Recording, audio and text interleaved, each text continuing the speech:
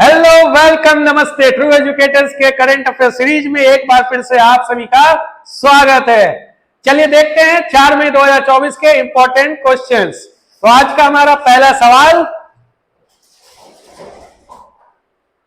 Whitley gold award 2024 से किसे सम्मानित किया गया है? रमेश अग्रवाल, मेधा पाटकर, पूर्णिमा देवी बर्मन या कैलाश यादव? सही आंसर है फ्रेंड्स, पूर्णिमा देवी बर्मन। चलिए जानते हैं इनके बारे में कुछ। असम की वन्य जीव विज्ञानी पूर्णिमा देवी बर्मन जी को दुनिया का प्रतिष्ठित व्हिटली गोल्ड अवार्ड 2024 नवाजा गया है। इसे ध्यान रहे ग्रीन ऑस्कर भी कहा जाता है। डॉक्टर पूर्णिमा को असमिया में हरगिला के नाम से जाने वाले सारस ग्रेटर एजुटेंट स्टॉर्क के संरक्षण के लिए यह पुरस्कार Whitley fund for nature WFN द्वारा दिया गया है। तो असम की जीव विज्ञानी पूर्णिमा देवी बर्मन को व्हिटली गोल्ड अवार्ड 2024 मिला है। चलिए देखते हैं अगला सवाल। विश्व प्रेस स्वतंत्रता दिवस कब मनाया जाता है? वर्ल्ड प्रेस फ्रीडम डे 1 मई, 5 मई, 3 मई या 30 अप्रैल? सही आंसर है दोस्तों 3 मई। चलिए जानते हैं इसके बारे में कुछ। हर साल 3 मई को विश्व प्रेस स्वतंत्रता दिवस यानी वर्ल्ड प्रेस फ्रीडम डे मनाया जाता है। ध्यान रहे पहला विश्व प्रेस दिवस 1994 में मनाया गया था और इस साल 31वां विश्व प्रेस दिवस है, जिसका थीम है ग्रह के लिए एक प्रेस, पर्यावरण संकट के सामने पत्रकारिता। और इस वर्ष चिली सरकार और यूनेस्को द्वारा मनाया जा रहा है यह सम्मेलन सैंटियागो में।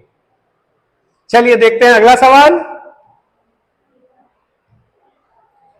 DPIIT के नए निदेशक किसे नियुक्त किया गया है? Department for promotion of industry and internal trade के नए निदेशक किसे बनाया गया है? प्रीति सबरवाल, प्रतिमा सेन, नेहा भटनागर या विजेश सिंधे? सही आंसर प्रतिमा सिंह। चलिए जानते हैं इनके बारे में कुछ। प्रतिमा सिंह एक भारतीय राजस्व सेवा की अधिकारी हैं, जिन्हें उद्योग और आंतरिक व्यापार संवर्धन विभाग DPIIT के निदेशक के रूप में नियुक्त किया गया है। यह विभाग औद्योगिक विकास को बढ़ावा देना, निवेश को सुविधाजनक बनाना और वैश्विक बाजार में भारतीय उद्योगों की प्रतिस्पर्धात्मकता को बढ़ाने के लिए नीति एवं रणनीतियों को बनाना और लागू करने की भूमिका निभाता है DPIIT। चलिए देखते हैं अगला सवाल। 46वीं अंटार्कटिक संधि परामर्श बैठक किस देश में आयोजित की जाएगी? जर्मनी, चीन, अमेरिका या भारत? सही आंसर है फ्रेंड्स भारत। चलिए जानते हैं कुछ इसके बारे में। भारत मई के अंत में केरल के कोच्चि में 46वीं अंटार्कटिक संधि परामर्श बैठक ATCM की मेजबानी करने वाला है। दोनों बैठकों की मेजबानी पृथ्वी विज्ञान मंत्रालय द्वारा राष्ट्रीय ध्रुवीय और महासागर अनुसंधान केंद्र के माध्यम से की जाएगी। अंटार्कटिक संधि सलाहकार बैठक ऐसा मंच है जहां अंटार्कटिक संधि से जुड़े सदस्य देश और हितधारक अंटार्कटिका को प्रभावित करने वाले पर्यावरण, वैज्ञानिक और शासन संबंधी मुद्दों पर विचार किया जाता है और उससे संबंधित नीतियां बनाई जाती हैं। चलिए देखते हैं अगला सवाल।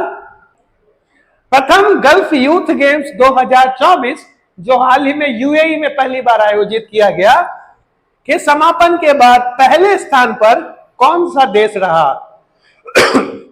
ओमान, कुवैत, UAE या ईरान? सही है आंसर है दोस्तों यूएई। चलिए जानते हैं कुछ इसके बारे में। यूएई कुल 296 पदकों के साथ, जिसमें 96 स्वर्ण थे, दुबई में आयोजित पहले गल्फ यूथ गेम 2024 में प्रथम स्थान पर रहा। और ध्यान रहे इसकी आयोजन कहां हुआ था? यूएई के दुबई में। चलिए देखते हैं अगला सवाल। सोलोमन द्वीप के नए प्रधानमंत्री कौन बने हैं? मनस्गे सोगावारे, जेरेमिया मानेले, जेम्स मारेत या सिटीवेनी राबुखार? सही आंसर है फ्रेंड्स, जेरेमिया मानेले सोलोमन के नए प्रधानमंत्री। चलिए जानते हैं कुछ इनके बारे में। दक्षिण प्रशांत द्वीप देश सोलोमन ने पूर्व विदेश मंत्री जेरेमी मानेले को नया प्रधानमंत्री चुना है। यह चीन समर्थक नेता है जेरेमी, जो चीन के करीब लाने वाली अंतर्राष्ट्रीय नीतियों को जारी रखने का पक्ष रखते हैं। जहां तक सोलोमन द्वीप की बात है, तो ऑस्ट्रेलिया के समीप में पापुआ न्यू गिनी के पूर्व में मेलिनेशिया में स्थित यह एक राष्ट्र है जिसमें लगभग 990 से अधिक द्वीप शामिल हैं। इसकी राजधानी होनियारा है, जो ग्वाडल कैनाल द्वीप पर स्थित है सोलोमन। चलिए देखते हैं अगला सवाल। चंद्रमा से संबंधित मिशन चांग-ई 6 किस देश के द्वारा लॉन्च किया गया है? रूस, चीन, उत्तर कोरिया या जापान? सही आंसर है फ्रेंड्स, चीन। चलिए जानते हैं कुछ इसके बारे में। चीन ने चंद्रमा के नमूने एकत्र करने और रिसर्च करके पृथ्वी पर लाने के लिए मिशन चांग-ई 6 लॉन्च किया है। चीन के राष्ट्रीय अंतरिक्ष प्रशासन के अनुसार यह मिशन चंद्रमा के सुदूर दिशा से नमूना इकट्ठे किए जाएगा और पृथ्वी पर लाकर इन पर रिसर्च किया जाएगा। बताते चले, इसमें पाकिस्तान के द्वारा सैटेलाइट लगाए गए हैं 2, तो इस मिशन का नाम पाकिस्तान से भी जोड़ा जा रहा है। ध्यान रहे, अगर पाकिस्तान से संबंधित सवाल आए चंद्रमा का मिशन, तो वहां भी जवाब होगा चांग-ई 6। चलिए देखते हैं अगला सवाल। अंतर्राष्ट्रीय अग्निशामक दिवस, फायर फाइटर्स डे, कब मनाया जाता है? 1 मई, 5 मई, 4 मई या 30 अप्रैल? सही आंसर दोस्तों 4 मई। चलिए जानते हैं इसके बारे में कुछ। विश्व में 4 मई का दिन फायर फाइटर दिवस के रूप में मनाया जाता है, जिसका उद्देश्य फायर फाइटर्स को मुश्किल भरे काम के लिए धन्यवाद देना और उनका सम्मान करना है। अंतर्राष्ट्रीय अग्निशामक दिवस 4 मई को मनाया जाता है क्योंकि यह दिन सेंट फ्लोरियन डे, जो कई लोगों की जान बचाने के लिए और अग्निशामकों के संरक्षक संत के रूप में जाने जाते हैं, इसलिए 4 मई को मनाया जाता है अंतर्राष्ट्रीय अग्निशामक दिवस। चलिए देखते हैं अगला सवाल।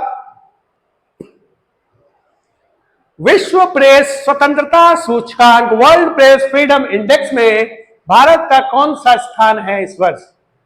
152वां, 125वां, 159वां या 162वां? सही आंसर है फ्रेंड्स 159वां। चलिए जानते हैं इसके बारे में कुछ, क्या कहता है ये इंडेक्स। रिपोर्टर्स विदाउट बॉर्डर्स यानी RSF द्वारा प्रतिवर्ष प्रकाशित विश्व प्रेस स्वतंत्रता सूचकांक में भारत इस वर्ष 159वें स्थान पर है। पाकिस्तान वहीं 152 और श्रीलंका 150वें स्थान पर है। यह सूचकांक सारे पत्रकारों की स्वतंत्र रूप से काम करने और रिपोर्ट करने की क्षमता पर लगभग 180 देशों को रैंक प्रदान करता है। 2002 में पेरिस में स्थित रिपोर्टर्स सैंस फ्रंटियर्स RSF या रिपोर्टर्स विदाउट बॉर्डर्स द्वारा प्रत्येक वर्ष प्रकाशित किया जाता है। यानी कि 2002 से शुरू हुआ था और यह संस्था एक यूनेस्को द्वारा प्रमाणित है और 2002 से यह प्रत्येक वर्ष यह सूचकांक की रिपोर्ट प्रकाशित करती है और भारत का इस वर्ष 159वां स्थान है। देखते हैं आज का अंतिम सवाल। हाल ही में भारत सरकार ने किस देश के अधिकारियों को 5 वर्ष तक प्रशिक्षित करने के लिए समझौते पर हस्ताक्षर किया है? नेपाल, श्रीलंका, बांग्लादेश या भूटान? सही आंसर है फ्रेंड्स, बांग्लादेश। चलिए जानते हैं इसके बारे में कुछ।